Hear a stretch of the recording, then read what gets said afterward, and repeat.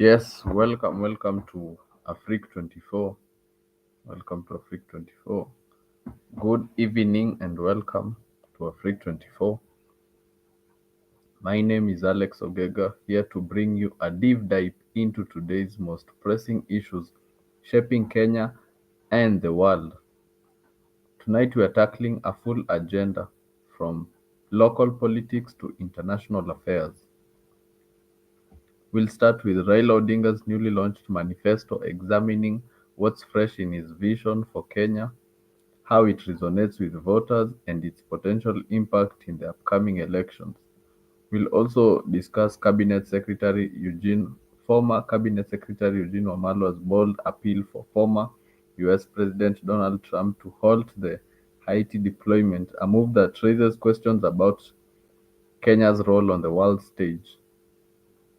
Next, we'll turn to Washington, where Secretary of State Antony Blinken has called for accountability on the issue of missing persons, a stance that resonates here in Kenya as we continue to demand justice and transparency for our own citizens. We'll also explore Bishop Muheria's criticism of the government response to daily struggles of ordinary Kenyans, assess the ongoing lecture strike affecting higher education, and report on Kenya's latest mpox cases as health authorities work to contain any potential crisis. Lastly, we look closely at Hulda Mora, a rising figure whose vision could play a pivotal role in shaping Kenya's future. What does she offer and how could her leadership impact our society?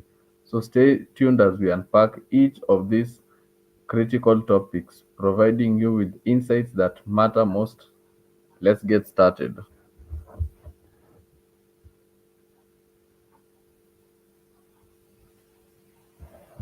So yes, once again, welcome to the show. Let's begin with Raila Odinga's AUC candidacy. With me here is a video of Raila beginning his campaign, and of course, we saw him launching his manifesto. He went to Addis Ababa, and he's getting a lot of support from the president, William Ruto. 2 days ago, William Ruto went to see Salva Kiir, and we also saw President Ruto went to the COMESA meeting, and the president is a loyal person, as I said before. He's going to uphold his end of the deal, which was to support Raila Odinga in his AUC candidacy, as he does. So let me play a small video of Raila in campaigning for his AUC candidacy. If you look at the world, you can draw some parallels. Look at the EU. It started as a coal union. Then it evolved over the years. European Free Trade Area Organization, European Economic Commission, and eventually the European Union. Now we took a bold step from the OAU to jump into African Union, trying to bring ourselves to the level with the EU. But we're not there. And all the times there are two things that are all the times at play. Sovereignty and unity. In my view, those two things should not be competing. They are complementary. And if we find a way of dealing with that issue, AU will be able to work for the people of the continent. 1.4 billion. In the next 20 more years, 1/3 of the population is going to be living on this continent. And Africa is the richest continent on the planet Earth in terms of resources. The paradox is the richest is also the poorest in terms of living conditions of its people. This is what we need to be dealing with. And if we deal with that, Africa will rise. And tomorrow I'll be telling you a story of the African lion.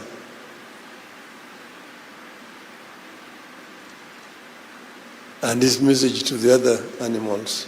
So I don't want to preempt what I'm going to say tomorrow. I've acted as high representative on infrastructure on the continent. If you don't address infrastructure, then the bureaucracies which the president is talking about, the non-tariff barriers that we have put against each other, will not be able to benefit from the potential that we have as a continent of Africa. You are here as representatives of your countries. You need to ensure that your presence here benefits your people. So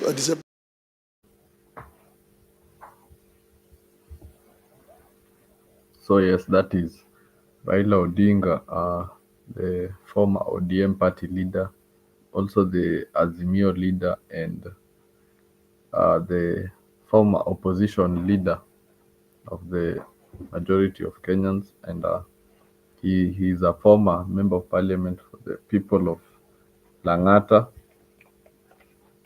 and he's vying for the AUC chairperson, and he has highlighted on some few things,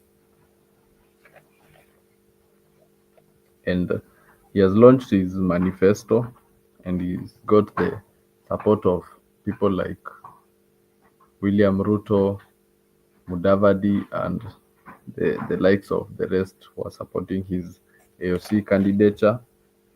And with me here is a manifesto that Raila Odinga has spoken about.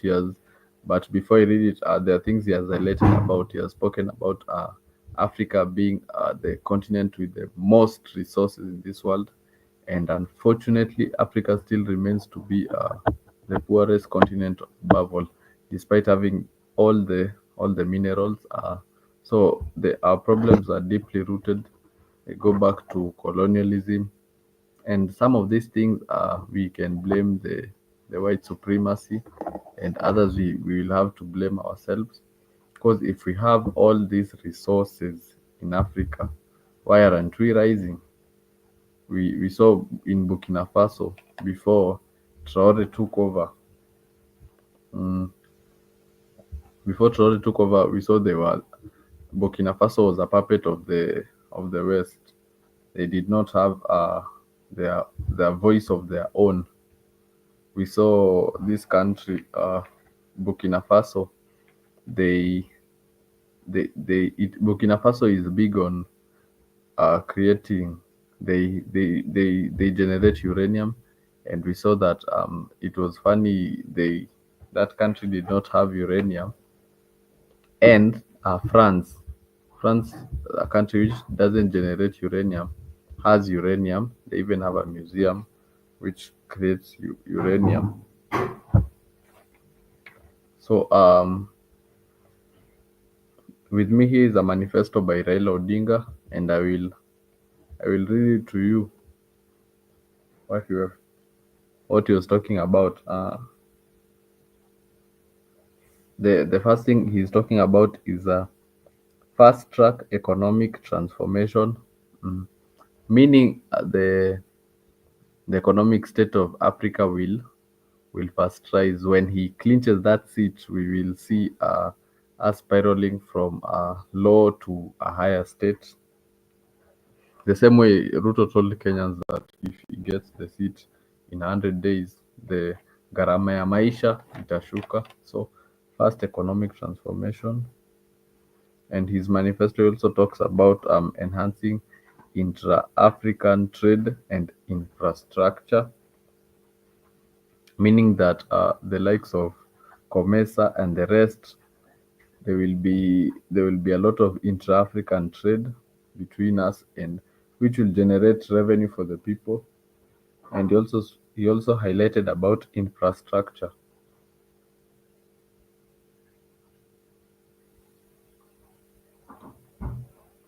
He mostly emphasized on infrastructure, saying that Africa as a continent, uh, we need to build better infrastructure, of which I second that because in terms of infrastructure, I feel like we still have a long way to go as Africans before we can be able to have better infrastructure in the country.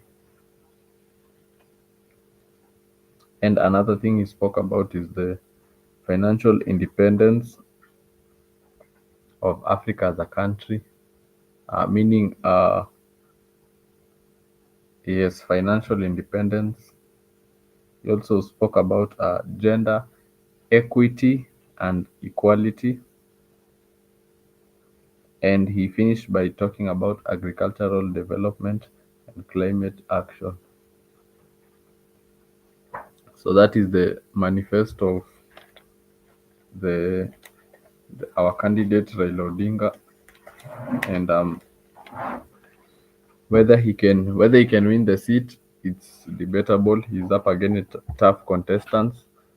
The guy from Burundi is going to be a very tough contest against him.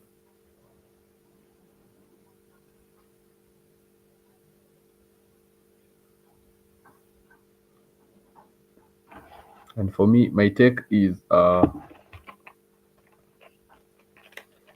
has a long way to go before he can clinch the AUC seat. He still has a lot of campaigning to do. Uh, First of all, we can raise questions about his age factor because it plays a very major role.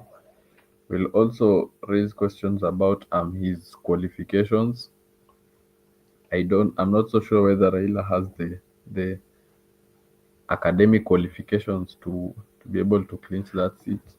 And last but not least, he's facing tough contests from the guy from Djibouti because I feel that guy is multilingual, can speak multiple languages. So with him visiting many African nations, he can be able to converse with them and convince them to vote for him to be able to clinch the seat. So Raila has a lot of tough tasks ahead of him.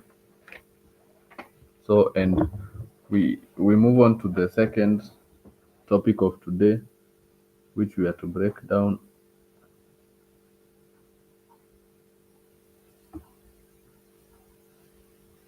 The second one is a video by Eugene Wamalwa, and we saw today Eugene Wamalwa told Donald Trump to halt the Haiti deployment, and it's a move that raises questions about Kenya's role on the world stage. So we have seen Eugene Wamalwa coming out strongly to talk about the police of the country Kenya,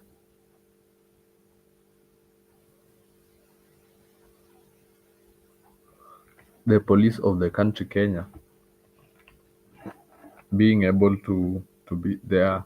The police are being sent to outside Kenya for them to go and fight for the lives of Haiti, while here in Kenya there's a rampant cases of femicide, there are cases of abductions, killings, and there's no accountability. So the question which Eugene Wamalo was raising is why is it that here in Kenya we find that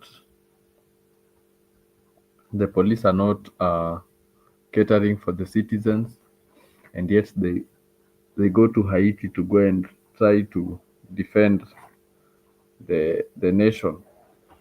So those are some of the questions that Eugene Wamalo is facing, and we know very well Eugene Wamalo is going for office in 2027.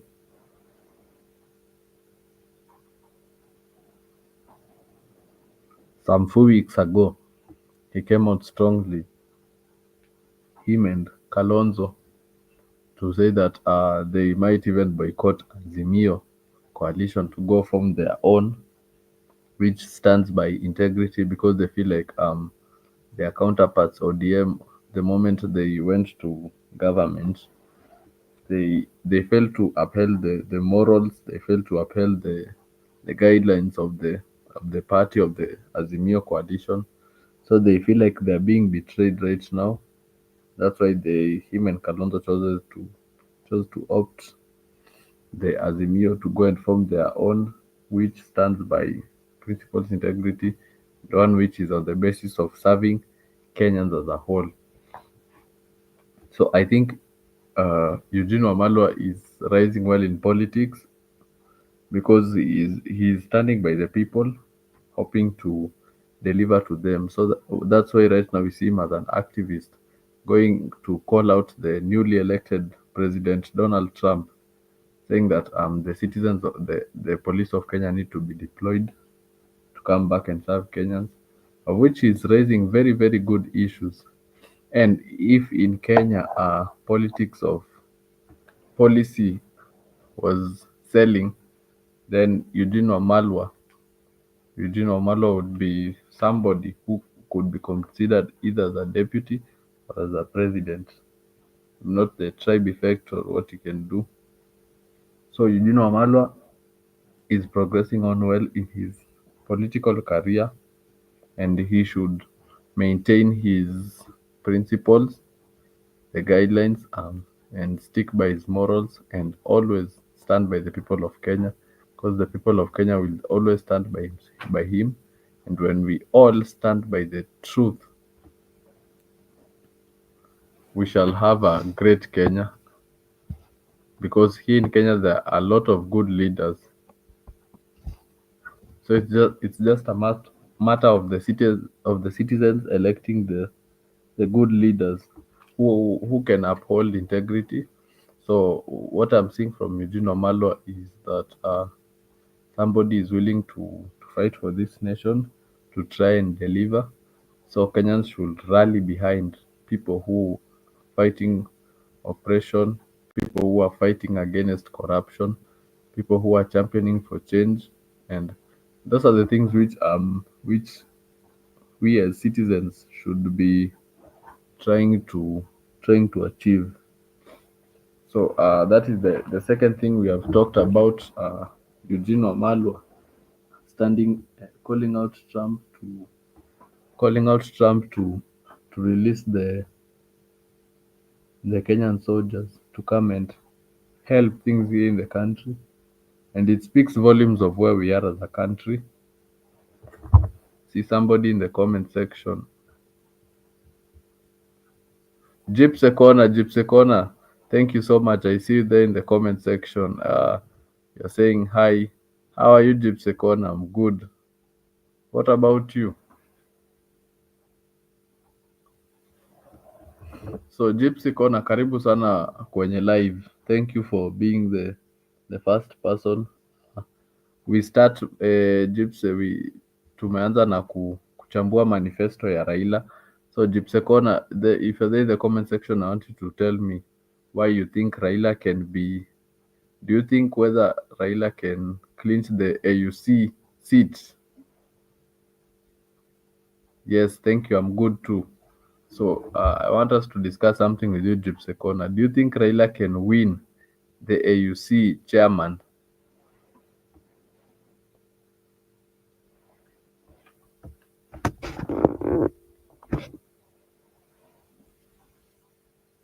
Yes, so that's the question I'm raising to you, Gypsy Corner. Do you think Raila can win the AUC chairmanship? And you also tell us why you think he can win. And if you think he cannot win, you tell us why. Then I will read you the manifesto for Raila Odinga. Then we can try and debate some few things with you, Gypsy Corner, to see whether we can find results to some questions we are raising. So I'm expecting to hear from you, Gypsy Corner. Yes, thank you for the comment. You're saying no, Raila is not going to win.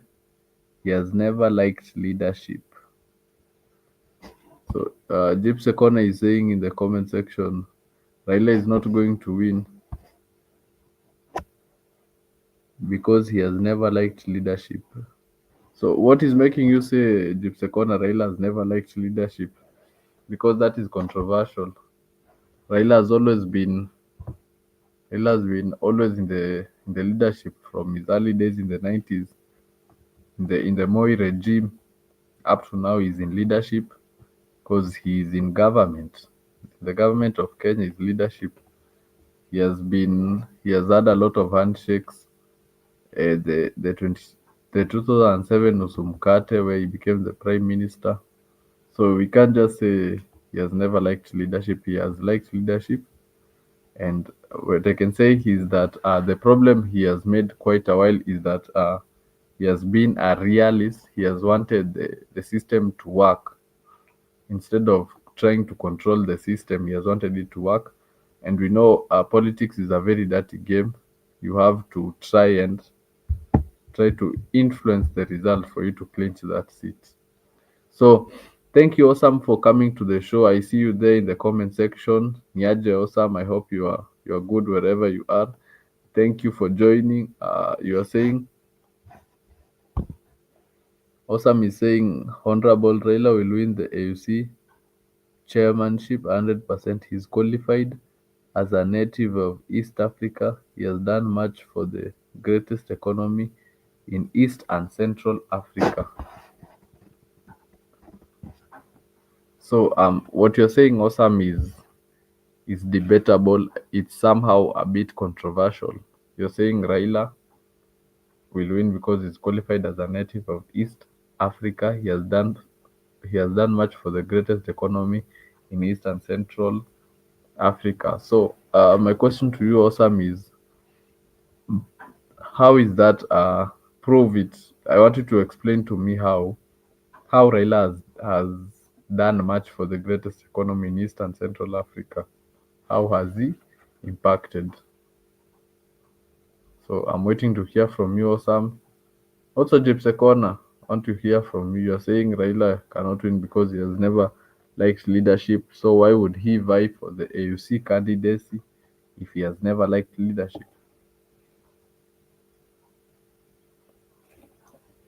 So yes, thank you, Osam. I see you there in the comment section. You're saying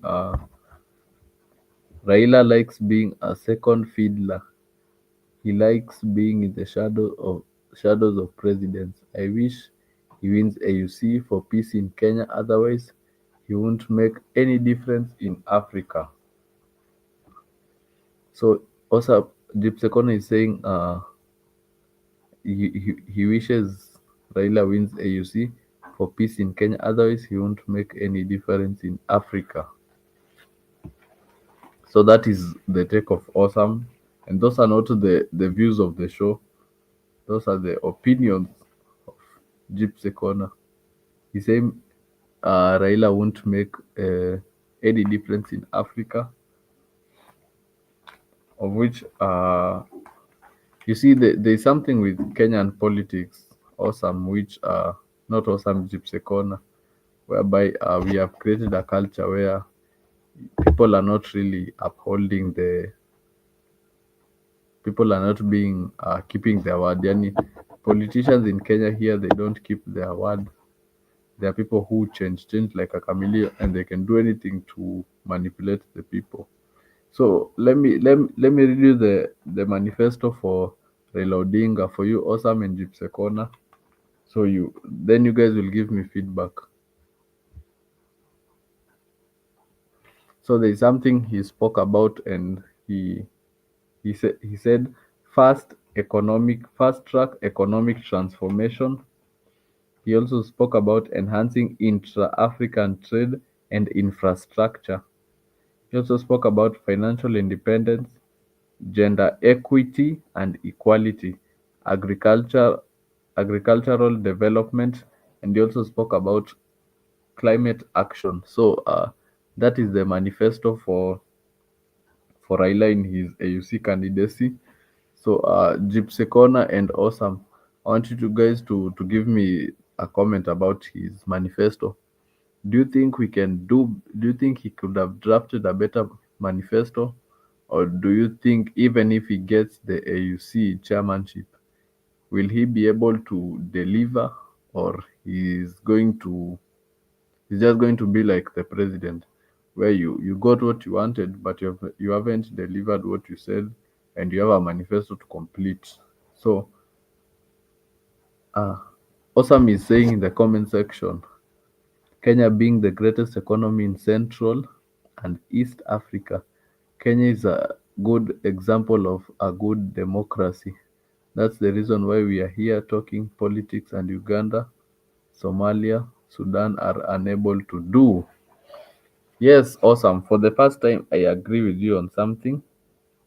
Kenya being the greatest economy in Central and East Africa, it's because we are democratic states, and we can discuss politics in here in the country, uh, because we have a constitution that gives us the right to speak. The Kenyan constitution awesome gives us the freedom of speech, so that we can say anything.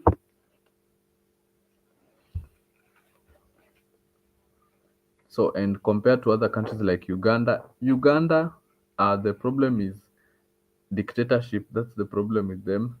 They're still under dictatorship from Museveni. He has ruled for quite a very, very long time.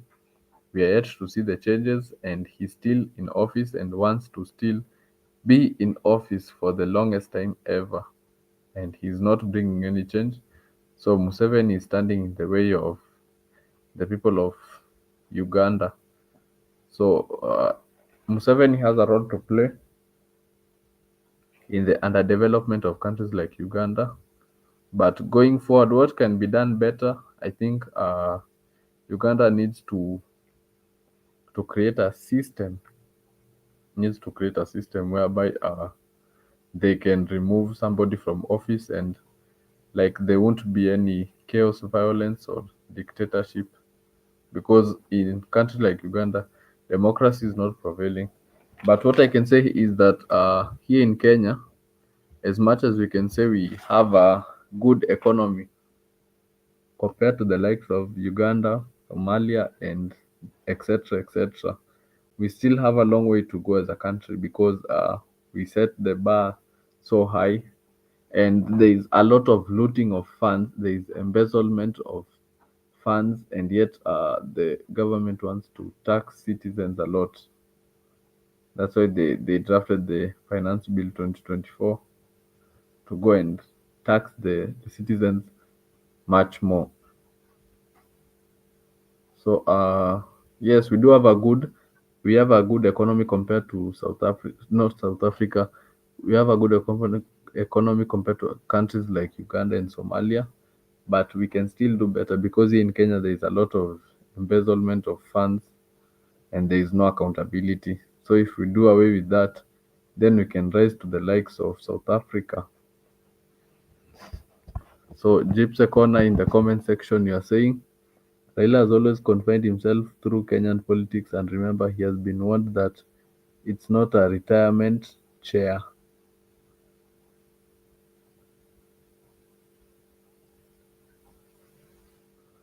So, awesome, Gypsy Corner, you're saying Raila has always conned himself through Kenyan politics, and remember, he has been warned that it's not a retirement chair. Yes, it's not a retirement chair, but I believe the Raila hasn't shown us so much, which I can say that he deserves the seat. And also, we remember that he went into power by signing a deal on the blood of the youth of this country. For him to be in power right now, it's because he signed a deal on the blood of the people of the country who died. Then he was brought into the government to try and appease the citizens. They tried to flip the script. So that's why right now, even Kenyans, some of them who supported Baba, are saying right now they're championing for him to lose the AUC seat. So Awesome, you're saying Raila is a very wise leader. He always puts the country first, despite contested elections. Let's not think he's weak. This man is good for AUC. So Awesome, you're saying Raila is a very wise leader. He has always put the country first, despite contested elections. Let's not think he's weak. No, we are not saying really awesome that Raila is weak. We're just questioning whether he can deliver if he clinches the seat. Will he be able to actualize his manifesto, or it's going to be like President Ruto, whereby you move from place to place, launching projects, and those projects have become they have become ghost projects because most of projects are launched here in Kenya, but they are to be completed. And a good example is the Uruto regime, which up to now hasn't completed the manifesto, and they moved on. So Ruto also being given his time, he hasn't completed the manifesto. So what matters to Africans mostly is leaders finishing their manifesto. So that's what we can question. So, but otherwise, competence, Raila can do it. So the question is whether he can achieve his manifesto. Then, Jipsekono is saying in the comment section, Kenya is not a democratic state because once you go against the government, you are bound to disappear. So yes, I get what you're saying, Jepsekona, right now that our constitution is not being upheld because if you find yourself going against the government, you are bound to disappear, of which it undermines the democracy, our constitution. So a lot of questions are being raised which are yet to be answered about. Because I also saw today on the news, Citizen News, that there is a lady who was crying for her son. She said the son went to the Gen Z demos, and he has never been found. So he's still raising issues. He doesn't know whether to find the whereabouts of his son. Those are questions we can raise, but otherwise, we are a democratic state which is governed by the constitution. Whether the constitution is upheld, it depends on who is in power. I hope I've answered your question, Gypsy Corner. And then you're saying once again Rwanda has taken over while Kenya is trailing. Alex, are you in Kenya? Nothing is great in Kenya at the moment. So yes, Gypsy Corner, I agree with you. At the moment, nothing is going on well. And Rwanda is overtaking us because Rwanda has done away with corruption. And mind you, we were ahead of Rwanda in terms of the economic state. In terms of if we compared Nairobi and Rwanda, Nairobi and Kigali 10 years ago, Nairobi is far ahead of Kigali. But right now, we are seeing Kigali is coming up better. So Rwanda is slowly bypassing us. They are setting the bar for this country. So in order for us to do well and rise to the level of Johannesburg and the yes, the likes of South Africa, we have to do away with this embezzlement of funds, and we need to for our leaders to start pushing and agitating for a better Kenya, for us to see rise. Hope I've answered your question. Yes. So, problem with Kenya is corruption. We just need to do away with corruption and have leaders of integrity, and we also need technocrats so that we can find solutions for Kenya going forward. So, awesome. You're saying in the comment section again, good year. It depends how you view democracy. If Kenya is not a is not a democracy, ask Ugandans and Tanzanians what they think about Kenya. So that is you, awesome, saying in the comment section. So let us move on a bit to something else different. We discussed them. So let us discuss Eugene Wamalwa as has called out Donald Trump, asking that to halt the Haiti deployment. So Eugene Wamalwa, Eugene Wamalwa, who is who is now with Kalonzo, they are pushing for they are pushing saying they opted to leave Azimio and form their own coalition, which they feel will cater to support which will uphold integrity, and one which they feel will be on the basis of serving Kenyans, since right now they feel ODM went into power and ODM has not really upheld the ethics as per the party. So Gypsecon and Awesome there in the comment section. I have a question for you guys. Do you think Eugene Omalwa has the capability of getting the president or the deputy president? So you tell me there in the comment section. Whether do you think his policies can sell to the people of Kenya? Because I feel like Eugene Omalwa is trying so hard to push for change in this country, and we need people like those ones to go into power who can serve and deliver Kenyans. The people who we feel like will stand on the basis of integrity. So you guys tell me in the comment section.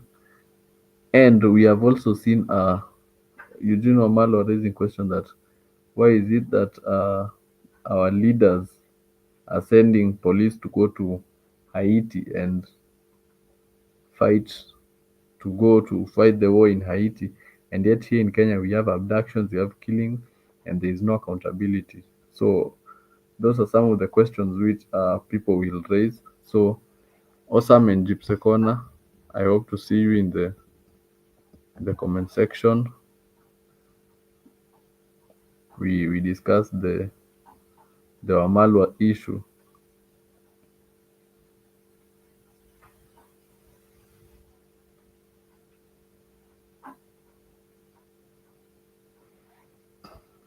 So I see Gypsy Corner in the comment section. You're saying I agree with Wamalwa because the police officers in Haiti are not being paid. No, that's not true. We can't say that the police in Haiti are not being paid. They have to be paid. When they go out there to fight those wars, they have to be paid. And if something happens, they have to be compensated. So, Awesome is saying in the comment section, Wamalo is a joker who's headed nowhere like Morara, unfortunately. So, why do you think Awesome Wamalo is a joker? Why do you think also Morara is headed nowhere?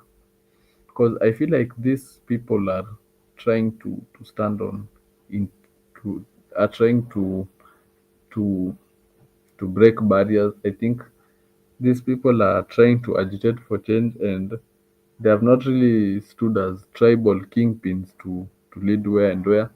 These are just democratic people who want to fulfill their mission. They want to lead and they want to do it very diligently, serve the people of Kenya.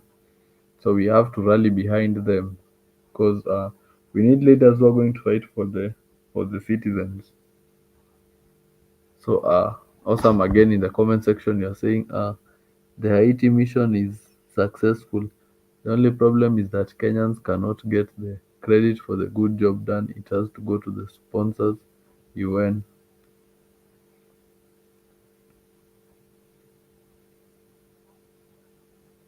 So yes, I get what you're saying. Awesome, you're saying that Kenyans we cannot be given the credit for the good job. It has to go to the sponsors of the United Nations. So what I can say from your statement, awesome, is there is no need of Kenya being the only country that we are sending our police to go and fight wars in Haiti, and yet we have a American Union, and we also have other countries, not American Union, sorry. We have African Union, and we have a lot of countries in Africa. So it's the responsibility of each and every country to try and send some people to go there and fight the war in Haiti. It's a global thing. So all the countries in Africa, it's high time we come together and we send people to go and fight the war in Haiti, not just Kenya. And we are still yet to know why Ruto would do something like that because it raises questions.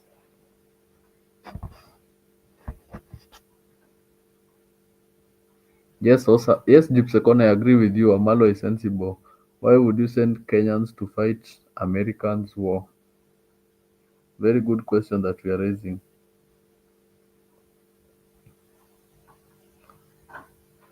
So for me, what I can say, Gypsy Corner, is if we are sending our citizens to go and fight we are sending our police to go and fight that war. We also need the police here in Kenya to account for what is happening. There is no need of us sending soldiers to go and police officers to go and fight the war.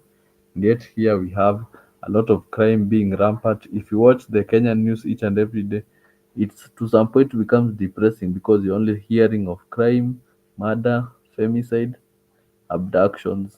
So and which leaves people with a lot of questions to raise on the issues.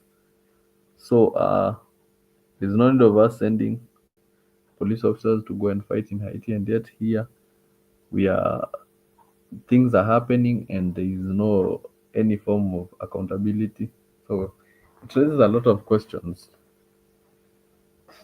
So I see what you're saying, the comment section, Gypsy Corner, saying black be real. You know Kenyans shouldn't be in Haiti. We need them to solve Kenyan problems in Kenya. Yes, before we go to Haiti to try and liberate Haiti, we have to start by liberating our own. Because many things happening in Kenya right now, and there is no accountability, which leaves us raising questions.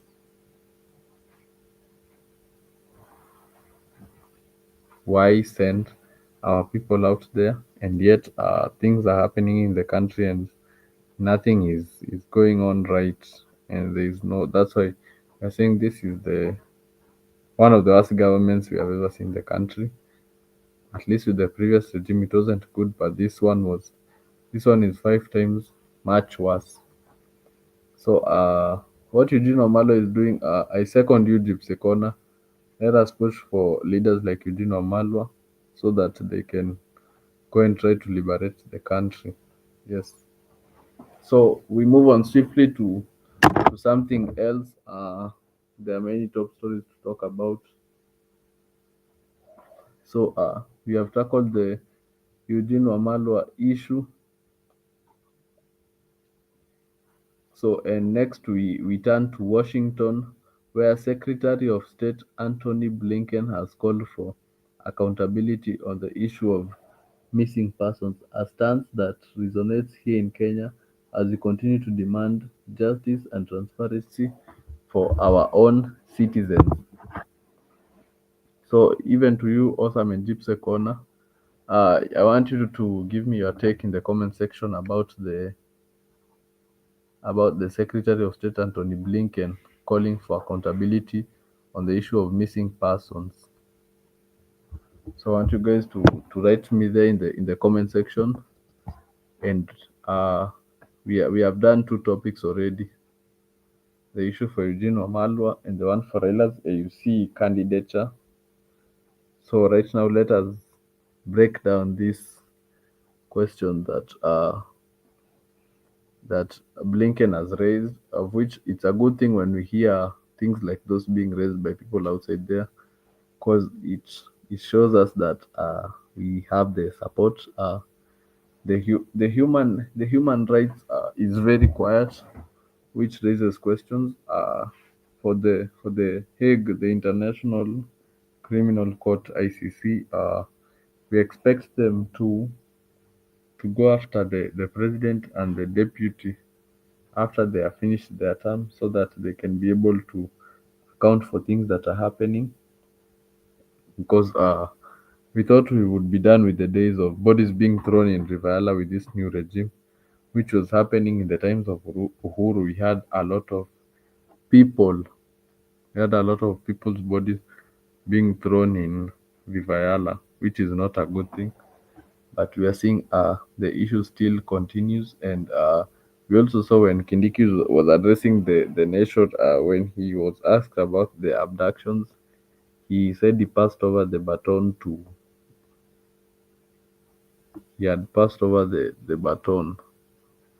the counterparts. So I want you guys, Awesome and Gypsy Corner, to give me your views there in the comment section as we try and break down.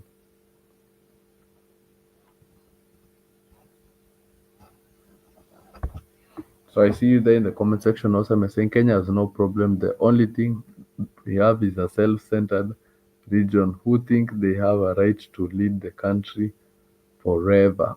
So, to, to respond to you also, in the Kenyan Constitution under Article 34. If I'm not wrong, I stand to be corrected. I think it's under Article 34. It says we are supposed to elect leaders of integrity, and that's what leadership entails: electing leaders of integrity. And if you are a leader of integrity, you are elected, you have to cater for those ones who voted for you and those ones who did not vote for you, because that is what democracy entails. So I don't know which community you're referring to, Awesome, when you say the only thing we have is a self-centered region who think they have a right to lead the country forever. So I hope I have responded to you, Awesome. Though I feel like that's why I'm saying the issue with Kenyan politics is that it's 100% based on ethnicity, and we are not really going by the policies that are being sold. So, which will raise a lot of questions. And say, Gypsecon, I see you there in the comment section.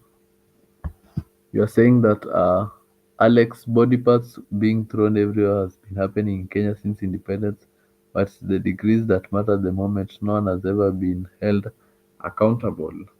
Yes, Gypsy, I agree with you. The issue of bodies being thrown has been rampant for the longest time ever, though it's not a good thing that it's happening.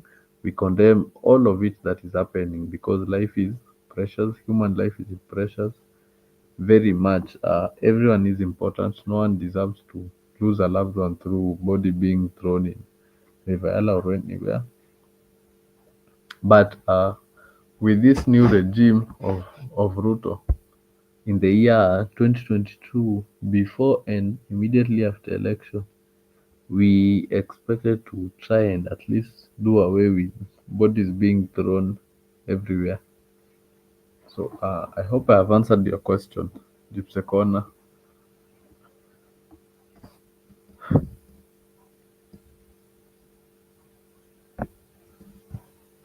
So I see you there. Awesome, you're saying in the comment section that leadership is a process. The Western or Nyanza think they can produce a good leader. I support them. Let's see what happens after that before we talk about integrity. No, we cannot do that. Awesome, we first look at the Western or the Nyanza leaders because leadership is about integrity, not about ethnicity. And integrity does not come with age. Integrity is what is in you as a person. So I hope I have answered your question. So, and we also are a country that is governed by the constitution. By the constitution. So, if the constitution states that we are supposed to elect leaders of integrity, we have to uphold that. It doesn't speak about ethnicity. So, anywhere can raise leaders. We have more than 42 communities in Kenya, some which you don't know. Yes, so I hope I've answered your question. So, yes, I hear you, Sekona. So, let us move on swiftly to something else.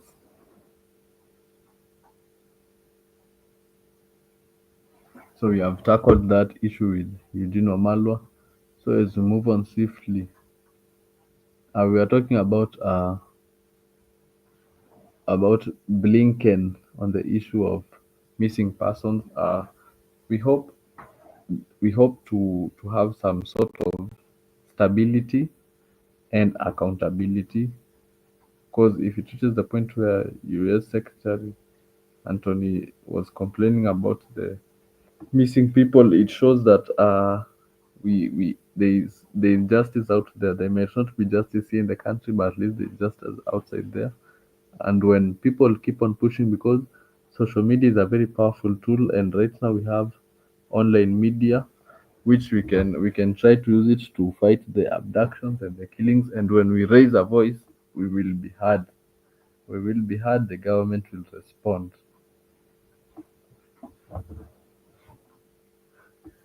So we're moving on to the next thing, which spoke about will my younger brother Alex. So awesome, you're saying in the conversation, my younger brother Alex, I have been in this country enough to know what I'm talking about. Your answer is not good enough to solve the Kenyan political problem. You see, as I'm saying to you, awesome, uh, mm, the Kenyan politics, when we're electing leaders, we have to elect leaders of integrity because I'm telling you that's what the constitution says. That's not what I'm saying. Even though, yes, I know politics is more of regionalism, but if we are to speak truthfully, where have we reached with the politics of ethnicity? Where has it taken us as a country? Right now, we said Rwanda is almost bypassing us.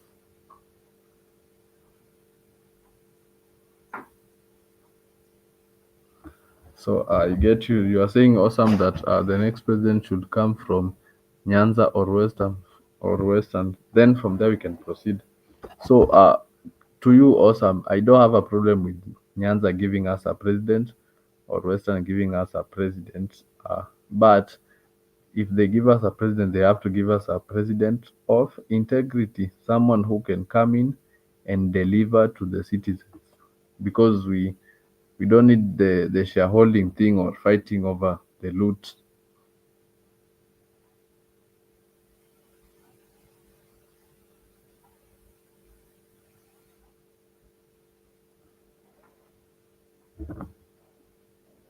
So I hope we can move on to the next thing.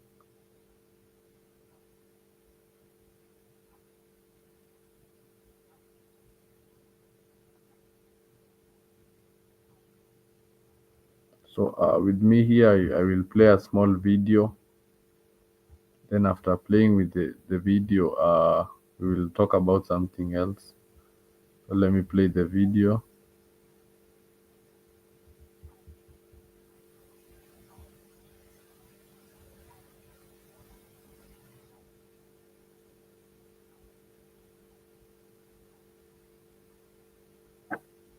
So it seems I don't have the video with me, but we'll discuss it because you have seen the Bishop Muheria. We have seen the Bishop Muheria came out to clearly criticize the government, and he spoke about the government being so. You're saying awesome. You can't force them, Alex, to give us a good president. We'll evaluate him thereafter. Uh, so you see, awesome. So you see, to you, awesome. I think I've said this so many times. You're saying that we evaluate them thereafter. So you see, if we continue with if we continue with this politics of regionalism, for me, I don't have a problem with what you're saying. The next president should come from Nyanza or Western. It's good, but if they come from Nyanza or Western, they have to deliver. That's why I said leaders of integrity. So if the next one comes from Nyanza and Western, I don't have a problem with it as long as they can deliver. Because you have to finish your manifesto and you have to unite the nation because the president is a symbol of national unity.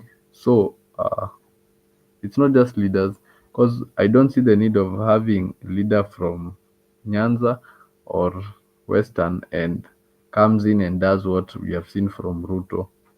We need somebody who can come in and do away with corruption. We need somebody who can come in and revive the industries. We need someone who can come in and somebody who can stabilize the health sector because the education sector is not running. The teachers are on strike, and institutions are not running in the country. The economy is downgrading. So if we get somebody from Nyanza or Western who can come and do that, 100% support. So that because also politics is about perception. So people need to feel like they're in power. So if the people of the Western and the Nyanza want to feel like they're in power, we support. And a good leader I can call from the Western region is Okiya Omtata. Okiya Omtata is from Busia. He is a good leader, and he has proven time in time out. He has been fighting for. He has fought bad governance in this country. He is a leader who we know he can uphold the constitution, and somebody who can deliver 100% without any form of corruption. And from the Nyanza, we have people like the likes of Babowino, who I think is an intellectual. I think Babowino is qualified. He has stood by the people time in, time out. We cannot say Babowino is perfect, but he can deliver. So I see you there. Also, I'm in the comment section. You're saying I like Okio Mtata is my kingpin.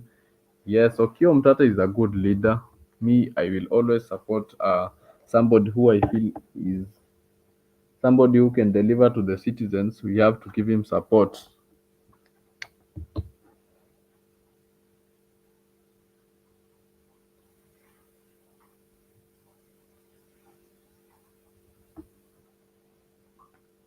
So a minute I respond to you. Awesome.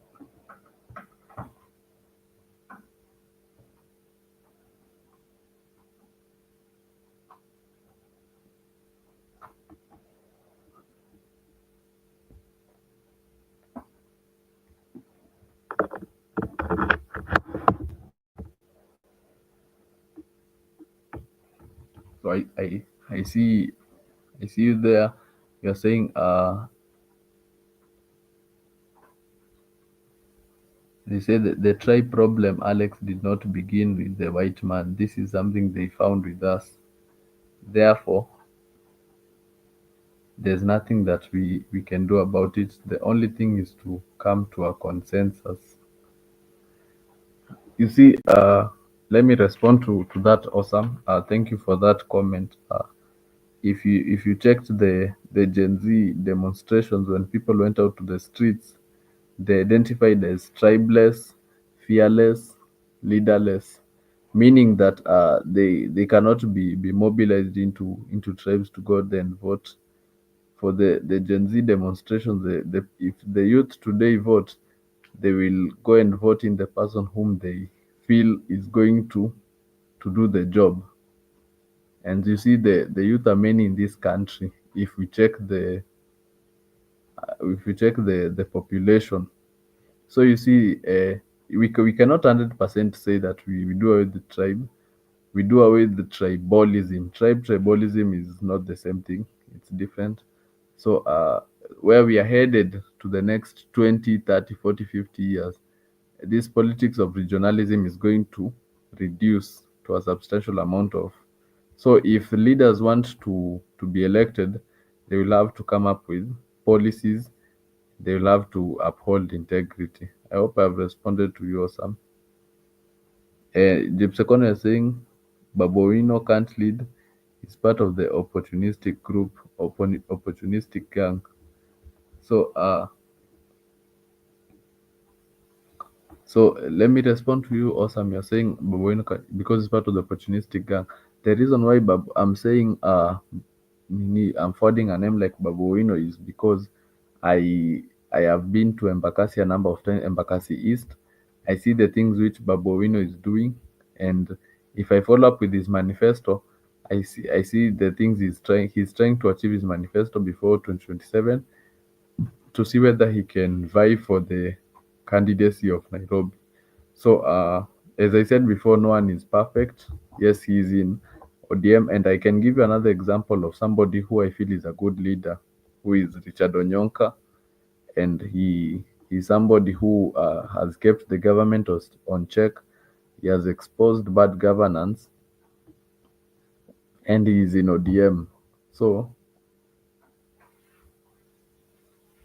to respond to your Sam again, you're saying the problem with Gen Zs was that they thought they could overtake the generations ahead of them instead of building themselves. In the US previous election, they joined the rest to vote. So, yes, also I get what you're saying. I agree with you when you say they thought they could overtake the generations ahead of them. So with the youth of this country, people are not really heavily involved in politics, and so it's just that people felt like this finance bill was going to hurt Kenyans. That's why they started to go there to the streets to demonstrate, because and we were seeing that why should the Kenyans be overtaxed, and yet we are seeing people the likes of Oscar Sudi and Kipchumba Murkomen are flaunting expensive watches. So those are the questions which people raised. That's why they went to the streets. Not to say that the youth of this country are very knowledgeable about the politics.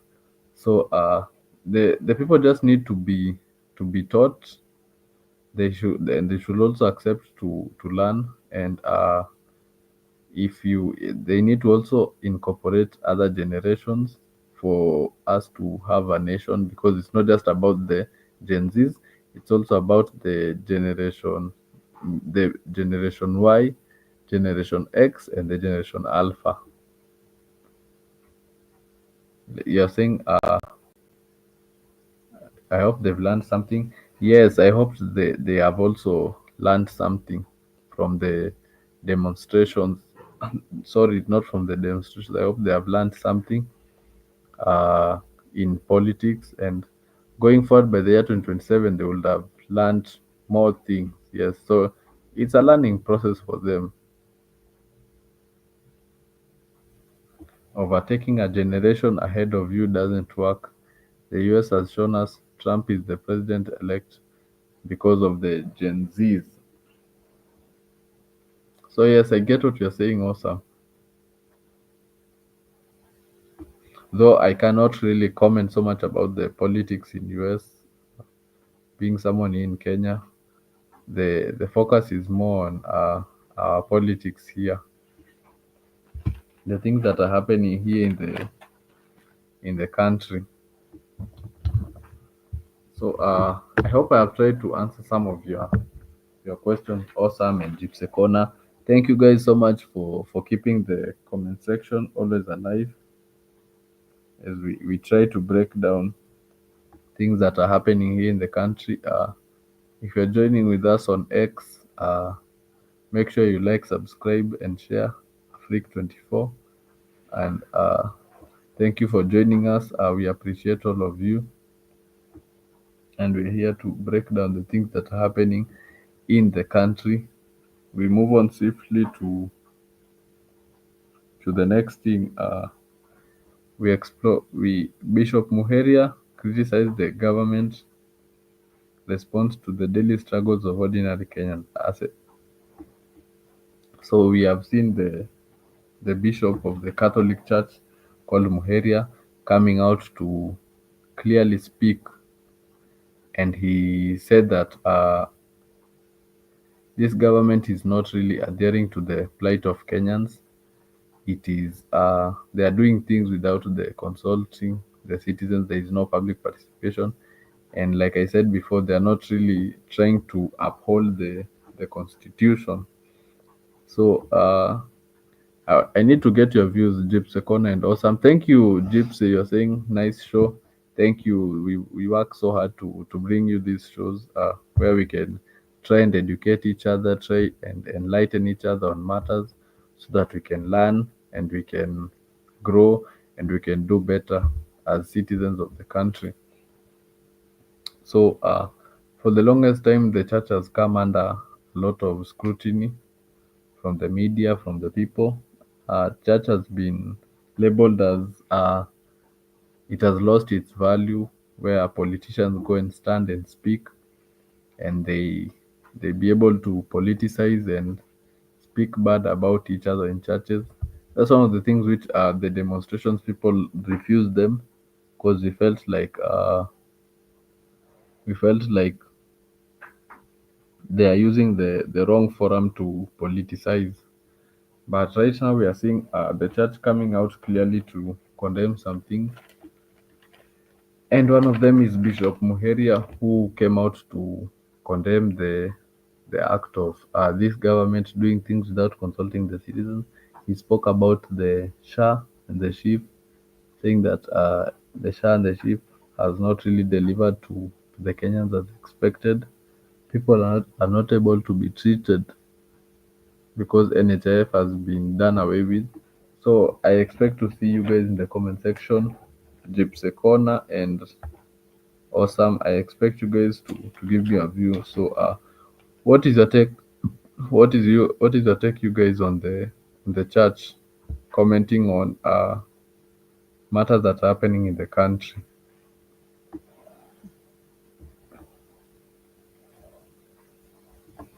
So to you, over to you, Gypsy and Awesome. I expect you guys to leave me a comment there so that we can talk. Has the church really done enough to try and condemn matters that are happening in the country?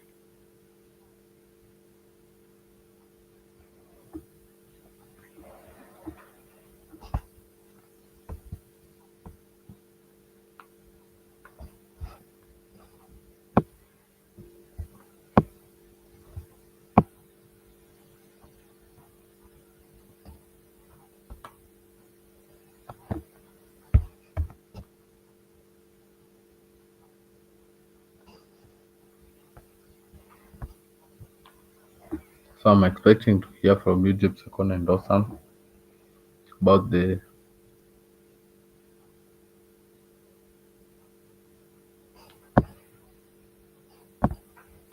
So I hear you, Gypsy Corner, saying once the religious leaders don't give the politicians a platform and even take their money, then the church will be doing what it's meant for. At the moment, we can't take the church seriously.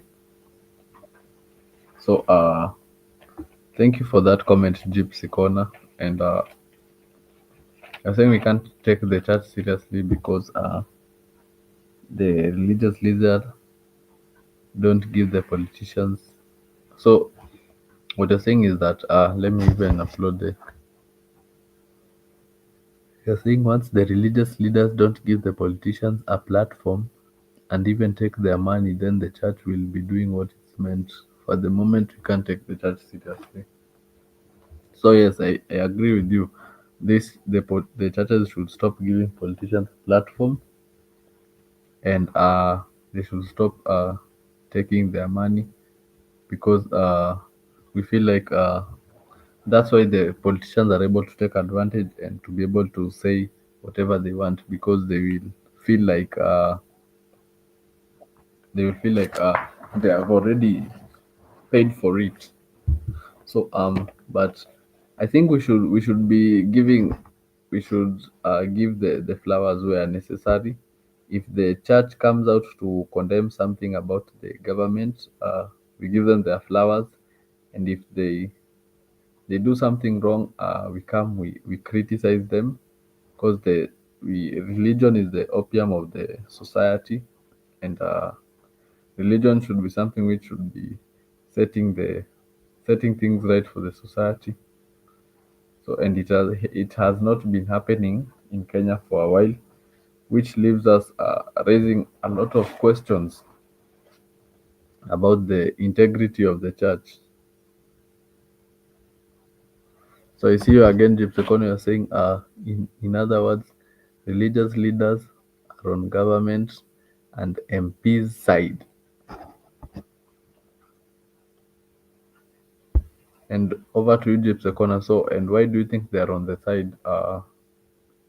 Is it because of the funding or whatsoever?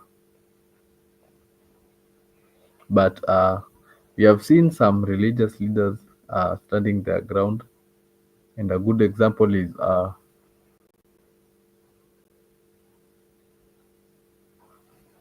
Pastor Tony Kiama.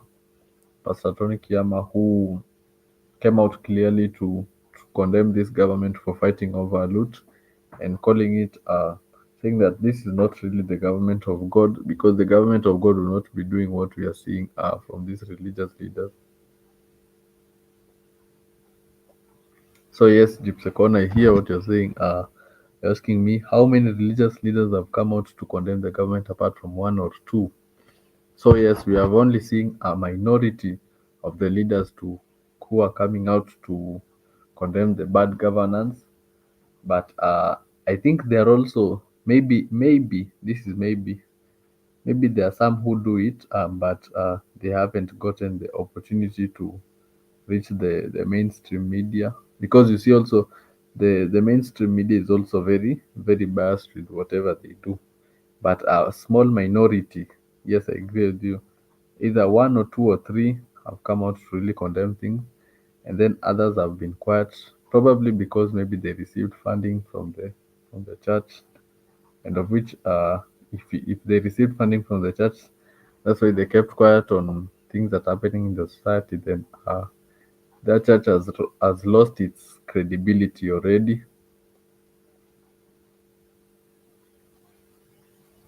Oh, you're asking me, Osam, what was my previous question?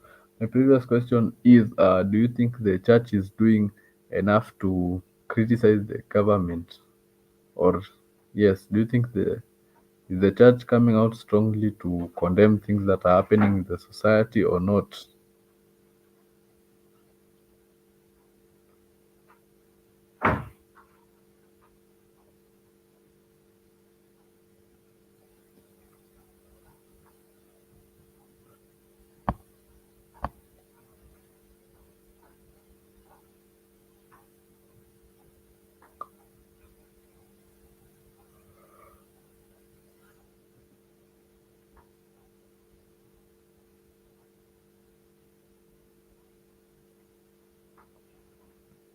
So that was my question, Osam. And if whatsoever, back to Egypt's economy, my question is, what do you think the church can do better to be able to regain its credibility? What do you think they can do better going forward, so that we can take the church to back the days where it was highly respected and stood by principles and condemned acts which happened in the country? So that's my other question to Gypsy Corner. What can the church do better to regain its credibility?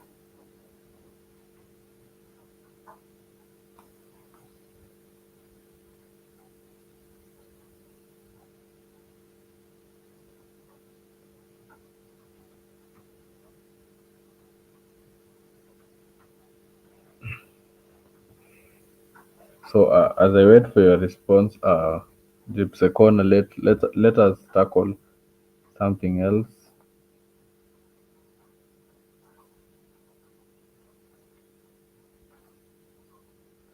Let us tackle something else, which has it's not the first day it's happening. So let me read your comment. Or some you're saying that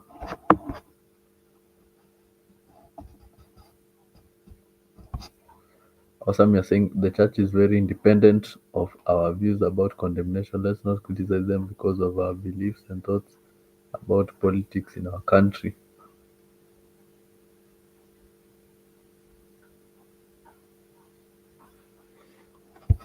So yes, thank you, Awesome, for that comment.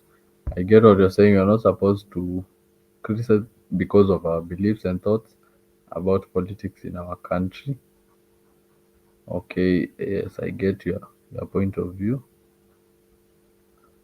but I still have a question. If the church has lost its credibility, because our politicians have used that platform to be able to politicize. They have used that platform to be able to manipulate citizens to go and vote for them. So, what do you think can the church do going forward to be able to regain its credibility and be able to win people over to Christ before we tackle the next subtopic?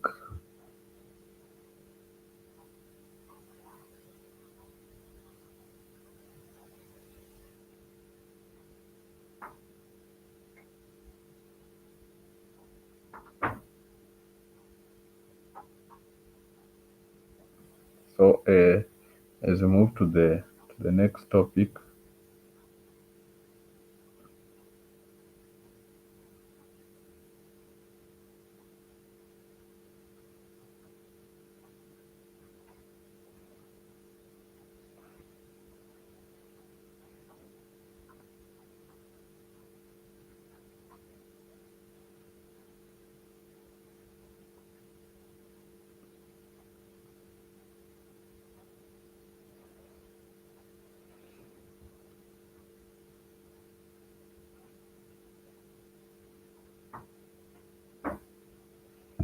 So we move on swiftly as I wait to hear from you, Osam and Gypsy in the comment section.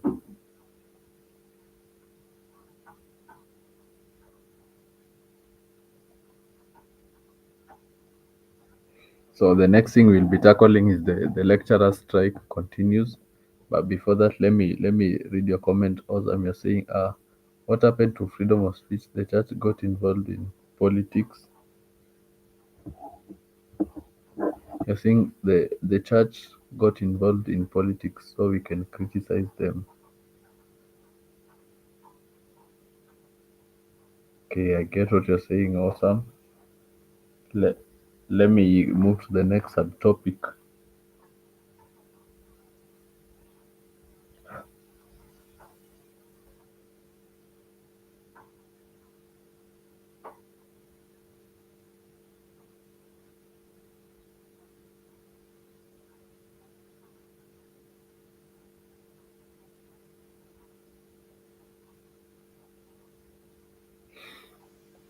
So, the ongoing lecturer strike affecting higher education, and it has also so to you, Awesome and Gypsy, we have seen that lecturers have been on strike for 9 days. We also saw the Mo University having some issues with payments, and our lecturers are yet to be paid. And the lecturers are the ones who are play a big role in the society because they teach students to go and become journalists. Lecturers are the ones who train doctors, they train engineers, like all these professions we're seeing in the country. Uh, there has to be a lecturer to be able to influence that, and sometimes what they do goes highly underestimated. So right now the lecturers are yet to be paid. The cabinet secretary for education, he's called Migos. He's quiet about the issue. So the UASU union are calling for him to retire from office and leave it to. So also, you're saying we can't blame the lecturers, Alex. Everyone works for a living. It's not a charity. So I think Osam, you haven't gotten me. I'm not blaming the lecturers for striking. My question is, why do you think the lecturers are striking? And why is it an issue that is not being addressed? Because it's been 9 days. They haven't been at work, and the semester is almost coming to an over. Parents of students are raising questions. What is going to happen if the strike continues and students are not able to finish the semester? And you see, there is another semester which is supposed to start in January. So it's raising issues. So that's what I'm saying. I'm not saying that it's bad for the lecturers to strike because they also have an opportunity to exercise their constitutional right of going to the street to demonstrate peacefully, which they are doing. The question that I am raising is, does the cabinet secretary for education and the government really care to resolve the issue, or they are just being ignorant? So those are the questions I am raising.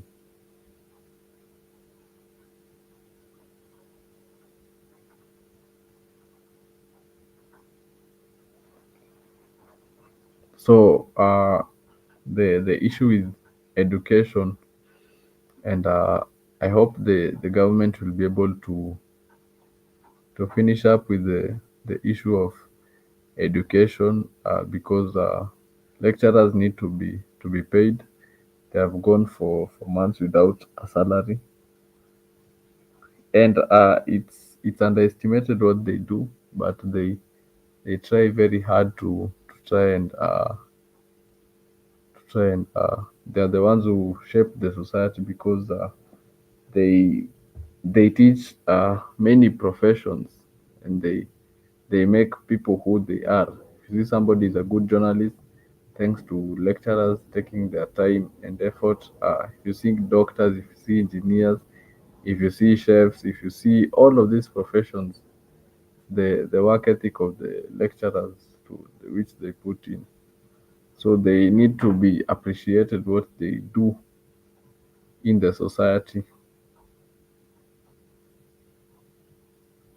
So I see what you're saying in the comment section. Gypsy Corner asking me, Alex, would you like to work without pay and awful conditions?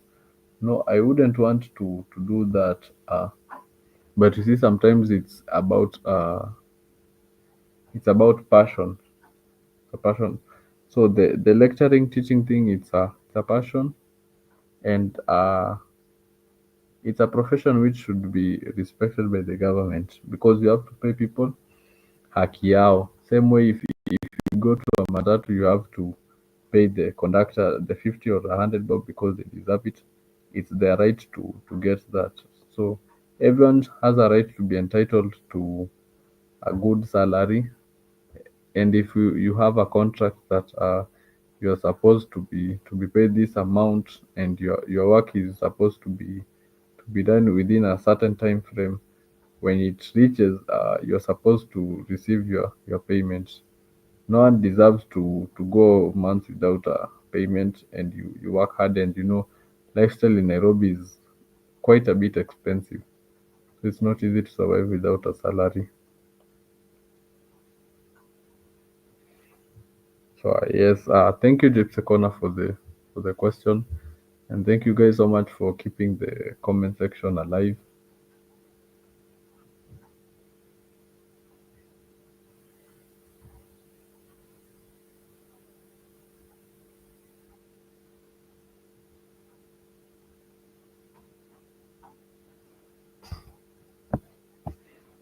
So yes, I see you awesome.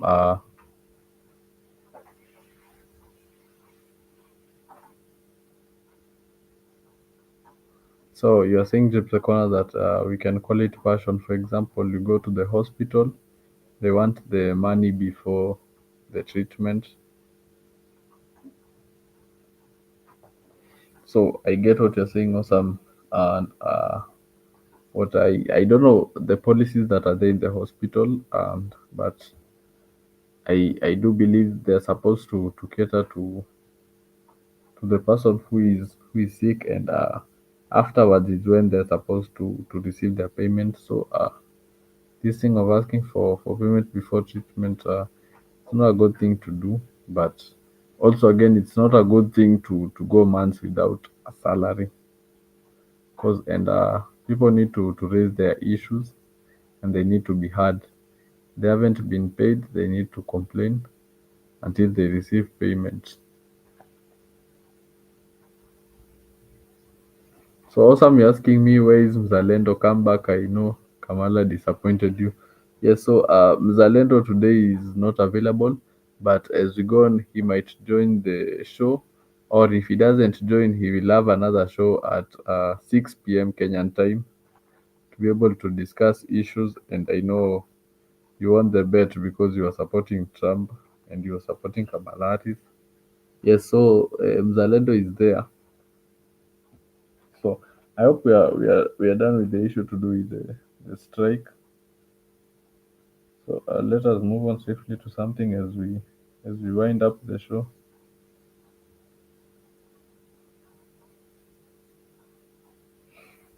So you guys who are in the street in the states, awesome and Gypsy Corner, we have seen a Kenyan born immigrant from Nyamira. She is Huda Momanyi, who has clinched the senator for the people of Minnesota. And celebrations have been underway here in Kenya, and people are celebrating her, and she has been. So, Gypsy saying Zalendo is dodging me. Alex, tell Zalendo, I've not forgotten about my bet. So, Gypsy I get what you're saying. Zalendo will pay your bet. He's not running away. He just couldn't join the show, but he will join the show. He will have maybe another show at 6 p.m. Kenyan time. So in general, Mzalendo cannot run away from the show. So as we head on to wind up, I want you guys to tell me what's your take on Huda Momanyi being winning the senatorial seat in Minnesota.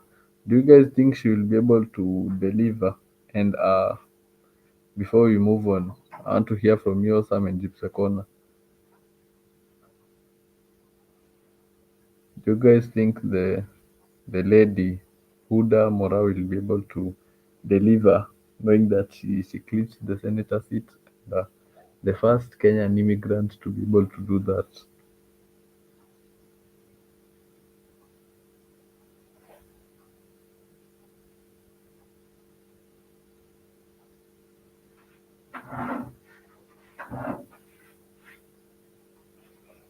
So as I wait to hear from you guys, I think the Huda Mora has shown Kenyans that it's possible, knowing the fact that she grew up in Nyamira, and to be able to rise to that point, she has shown the people that anything is possible.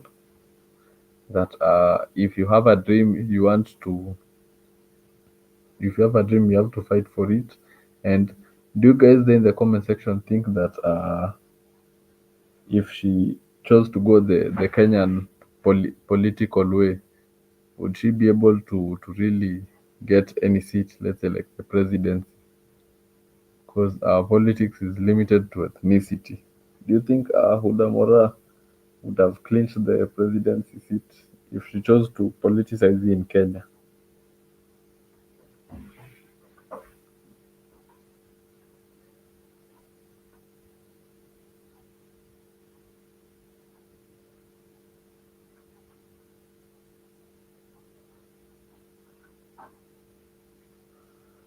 So I'm waiting to hear from you, Sam and Gypsy Corner.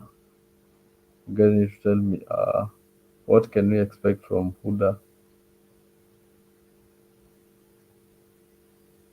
So I see you in the comment section. Also, you're saying we have had Kenyans in Australia, UK leading as mayors and councillors. Yes, we have had. Yes, true. Awesome. I'm not going to deny it, but I saying she is the first immigrant to clinch a senatorial seat in the United States of America.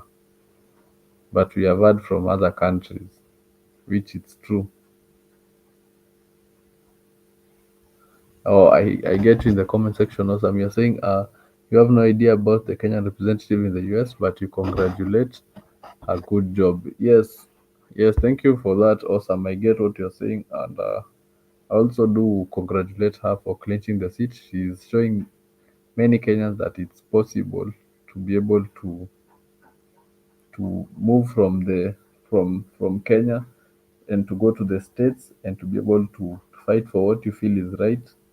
And if she not if after getting the job, what I can say that she needs to do her best to be able to represent the people of Kenya, and we wish her the best. We wish Kenya the best. So, and as I'm coming to the conclusion of the show tonight, Mzalendo shall return with another show. Boniface Kimanzi will be back with another show, and also we expect to have another show with Leo Nyabaya. And okay, get to Gypsy Corner saying it depends how strong you are to handle a position. Yes, and we hope she is able to do well. And when she does well, she will be representing the people of Kenya. We hope she is strong, resilient, she has good policies, and we hope she will deliver to the people of Minnesota. As she is right now a motivation to Kenyans everywhere that anything is possible. We go with the Lupita saying, dreams are valid. So for you, Osam and Gypsy Corner, do not be uh, nasema yani msiogope. Mzalendo will be here. He will have another show. We will have a lot of shows with Boniface Kimanzi will be coming soon, a show with Leo Nyabaya very soon, and Mzalendo will have another show where he will be hosting. So there's a lot of shows. Then Mzalendo has to uphold what he said and pay you guys the debt. And for me, my time is coming to an end of the show. We have done this thing for 2 hours. It's going to be 1 a.m. Kenyan time. And what I can my take from the show is that let us keep on pushing for change in this country. Let us keep on agitating. Then finally, I don't know how long it will take, but by the end of it all, we will have done our best and we shall be able to invoke change in this country. Thank you for Awesome and Gypsy Corner. You guys have kept the comment section alive, and we shall do this thing next time. But for now, I say bye. Thank you once again for Awesome and Gypsy Corner for showing up. And if anyone is joining from X, from YouTube, from Facebook, or anywhere, we welcome you to Afrik, and make sure to leave a like and comment, and also subscribe to our channel. And you won't regret subscribing because we got you covered with very good very good shows and videos. We educate you, we inform you, we ensure we incorporate each and every one. And see you guys in the next show. Thank you.